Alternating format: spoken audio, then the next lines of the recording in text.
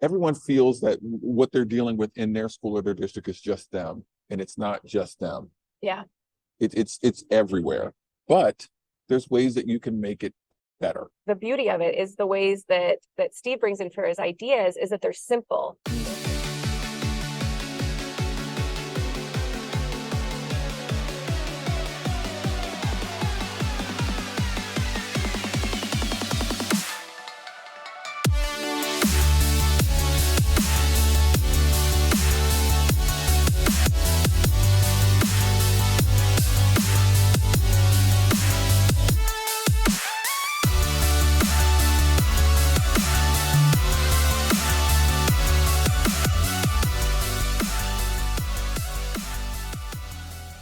Hey gang, here's Steve and Meg. We are back, and for those who are looking at the video, you can tell we are together. Yay. We are not in different parts of the country, New Jersey and Wyoming. So we are together at a conference, and I'm not going to tell you where we are yet.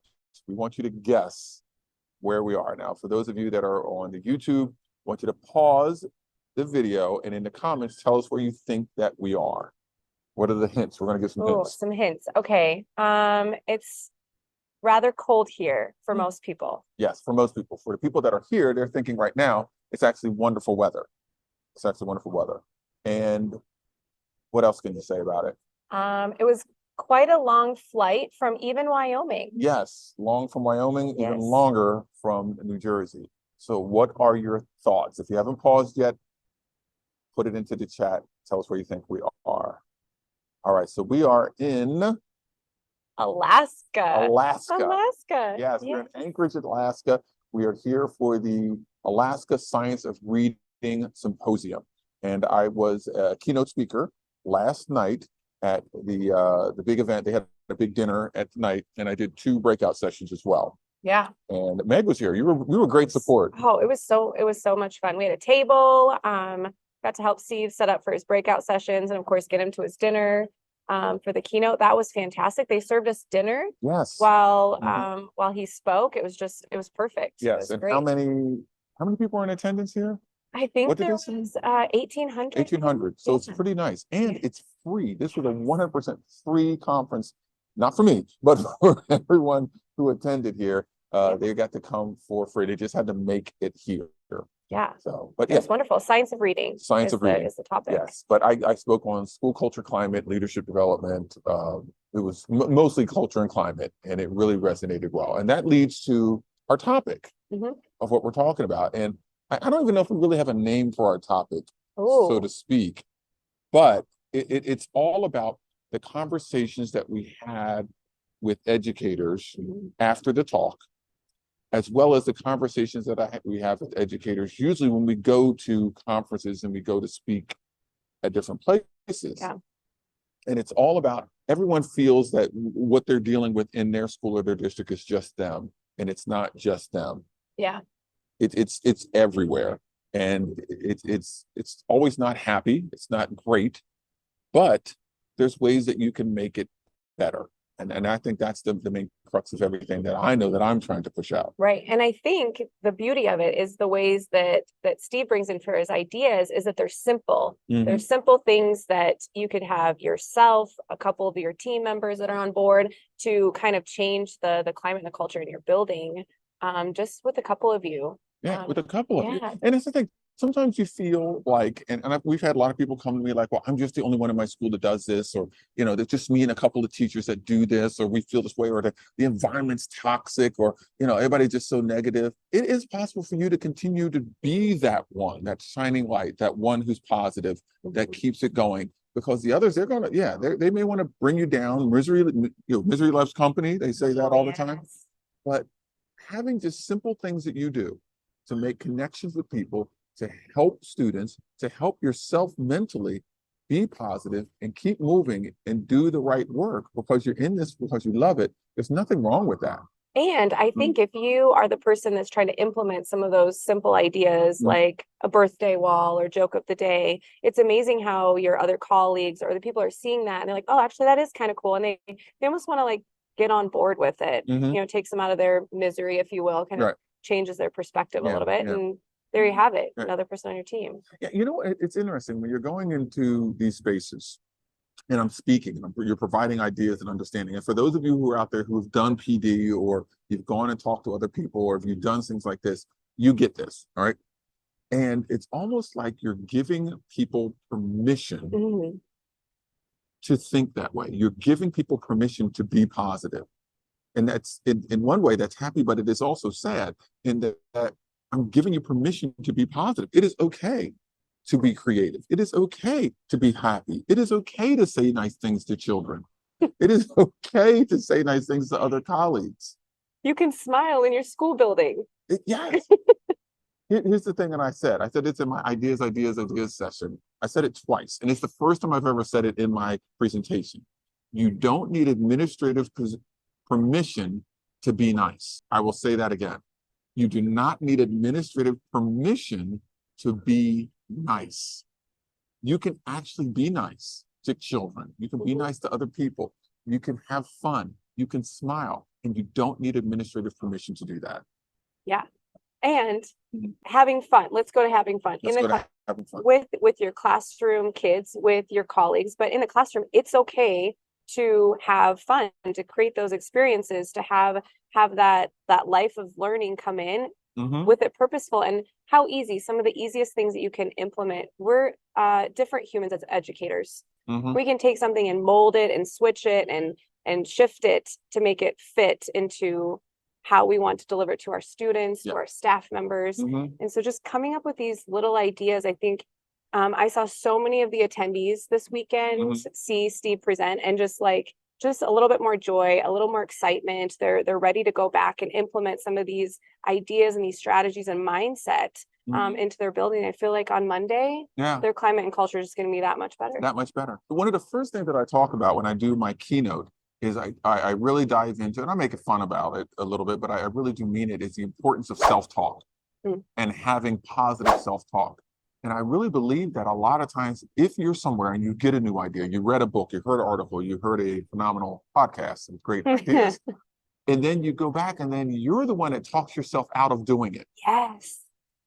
You're the one that talks yourself out of doing it. Well, they won't enjoy this. This won't really go over well. I'm not going to put myself out there. Nobody else is doing stuff like that. Why should I do anything else like that? I'm going to feel like an idiot. I'm going to feel silly. Those are all negative things that you're saying to yourself. Absolutely. Nobody has said that. You have generated this whole huge conversation and pity fest in your head, and now you're continuing to be miserable. I hate to tell you this. No, I don't hate to tell you this. I'm glad to tell you this. Yes. It's your fault. It is your fault. Cut it out. Cut it out. Tell yourself to stop the negative self-talk. Yes. That negative self-talk, it's huge. It's everywhere. It rips you down. So here's the thing. A lot of people may have come and said, oh, my building's toxic, or my building isn't this, or my team isn't that, and all this. And regardless if they are, you're the one who's saying it to yourself. It might be 100% true, but you're the one who's saying it and perpetuating that over and over and over to yourself. And I'm not saying the first time you do something fun or neat or exciting, it's going to go over great. It might bomb, but do it again. Do it again. Do it again. And then when you're done with that, guess what? Do it again.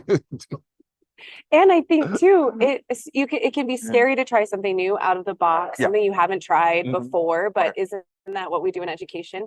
If we stayed in this box of, well, this is how we always done it, it's not going to work out very well. We're not who we were a long time ago. Our students are not what we used to teach 10 years ago. So we need to be innovative. We need to try these ideas, as simple as they may be. Yes. Or even as difficult as they may be, because if you want long-term systemic change, it's going to take some time. It's going to take some work. A lot of the things I speak about, which you can implement right away, gives you immediate outcomes very, very quickly. But the magic comes in doing those little things again and again and again and again and again and again and again and again over a longer period of time. So whatever it is that, like even what Meg just says, trying those little things once or twice, but then over time, do it again and do it again and do it again. And you learn from the failures. You learn from the things that don't go well. You learn from those things, make adjustments, adjust, but your bigger picture and values that you have for yourself and for your school should perpetuate your actions even better, even more. Yes. That's what it is. That's what it is. Wow. I think I still come back to, we have this table. So Steve spoke 2 breakouts right before his keynote. Just so many people, even today, I guess, the next day, came up and they were so excited about what you had to say about just little things with the climate and the culture and just changing the look of it a little bit. And they're really hearing that. They are I'm excited for their what's buildings. interesting? Some people are even saying, I know all of this. And that's the thing. Most of the people, you all know this. I used to do that. Yes. That's what we were hearing. I used to do guy, that. Yeah. Yeah. One guy who was just there, he was a long-term principal. Yep. He's transitioned to be an assistant superintendent. And he literally said, I used to do all those things. I forgot about That's when he forgot about them. Get back to it. All those people who were new teachers, all that fun stuff you wanted to do, that great team that you had, that one year you had that great class, right? All that, try it again. Dust off the folder, right? Yes. Oh yeah, that's that good stuff from back in the day. Try it out. Adjust it so that it fits for today. But do that. Yeah. I'm giving you permission to do that. Bring some joy. Bring some joy. Bring some joy. Back into it. Absolutely. Yeah. Maybe that's the title. Bring some joy. Bring some joy. Dust off the old folder. Well, hey, one of our previous episodes with Kim Strobel. She has the book. She does. Teach Happy. The Joy of Teacher. Bring joy. Teach Happy. Teach Happy. Teach Happy. Drops of joy. Oh, it is something else. Yes. It is. Every teacher, every admin, every educator, human really, just needs it on their desk. Yes, they do. But it comes back to that. Bring back joy into what you're doing. There was a reason why all of us got into education to begin with. And rarely is it because I want to be rich or never, or I wanted to make a lot of money. It's because you want to make an impact and you actually enjoy kids. I get it. Kids aren't the same. Nope. Kids are, woof. The curriculum's not the same. Curriculum's not the same. Requirements are tough, but there's a reason why you got into this. So make it happy again. Yeah. Make it happy again. And it takes a little bit at a time. A little bit, you're gonna get knocked down. You're gonna suck it up, Buttercup. Let's go. Suck it up, Buttercup. Maybe that's the title. That's what it needs to be. Suck it up, Buttercup. Let's go. Right? I'm working on my new book, but maybe I should change the title to Suck It Up, Buttercup. That might be good. Yeah. That actually might not be good. That might be good. Yeah. This weekend was phenomenal. Yes. Being in Alaska, it's actually our first time, both of us, to be in Alaska. Ever be in Alaska. Never been to Alaska before. No. I wish we could get more time out and about because literally today we're both flying back home. We flew in 2 days ago. We worked all day yesterday. That was hard, jet lagged and everything, but we did good. Yes, it was good. And then today we did a little half day in the morning. We have some time in the afternoon to go check a little bit out around the area, but hopefully we'll come back. We made some good connections. I have a feeling we're gonna be back in Alaska. Absolutely. A few more times. The educators here are phenomenal. Everybody is just so uplifting and engaged and happy. In different types of schools. Yes. Let's talk about that. For those of you who don't know, Alaska's it's a part of the United States. Requirements for instructing our children remain the same, although it looks different. I met a school that had 6 kids. The district has 6 kids in it. Not the school. The district has 6 kids. District. I met one today. Some of the places are very remote.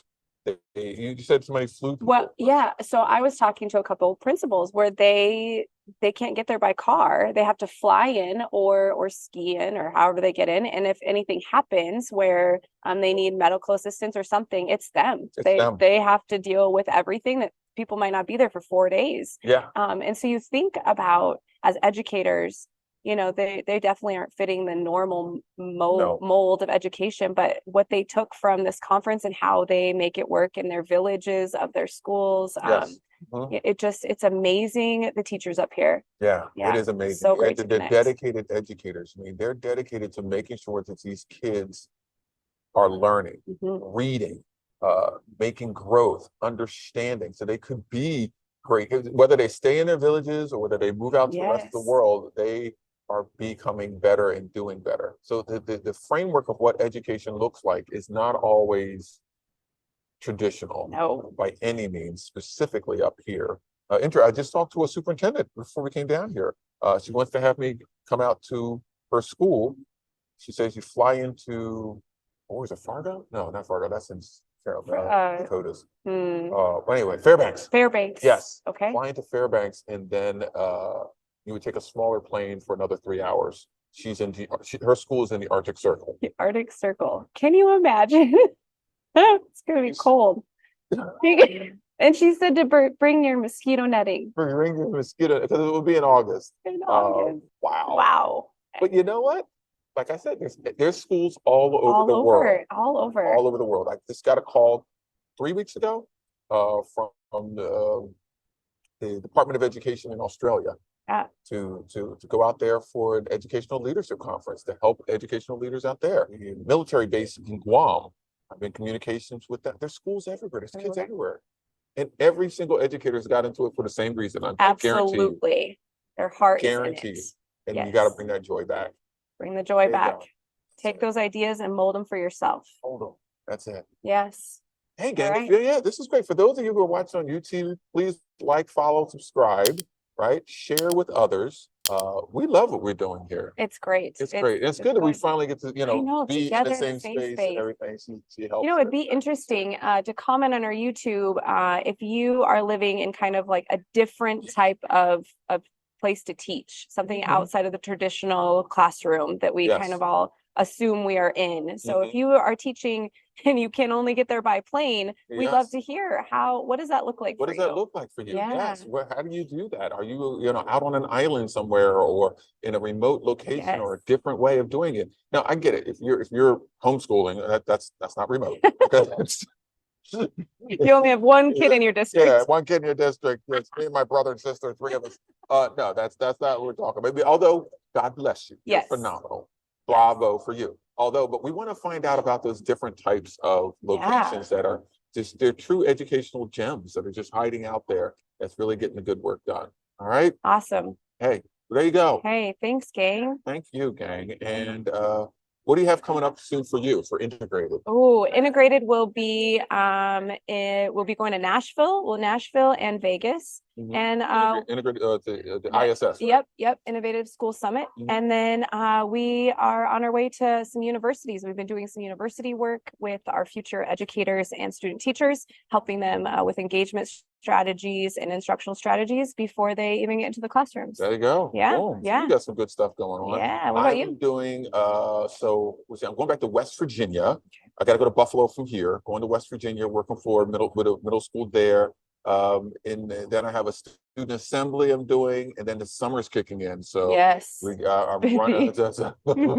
Summer is busy. I'm doing the Innovative Schools Conference, Las Vegas. I have a few other conferences I'm doing in the summer as well. Let's see about that Australia thing, if that's going to work out. And then August, I'm starting to book up for August. So if you're interested, having me come do your convocation opening in August, book now. Now. We can fit those things in. I'm going to be in July. I'll be at the Jocelyn's Renaissance Global Conference. I'm the closing keynoter for that in Orlando. Hands down, one of the best educational conferences on culture and climate in the world.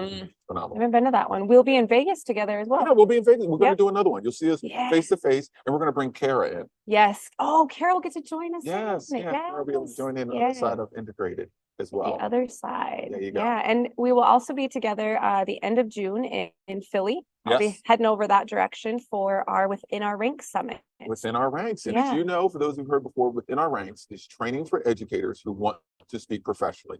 As simple as that. K through 12 educators. You have 10 years experience in any way or any interest in speaking, training, consulting, I'm your guy. I provide that training. We're doing our Within Our Ranks Summit at the end of June, last weekend of June, 28th, 29th, and 30th in Philly.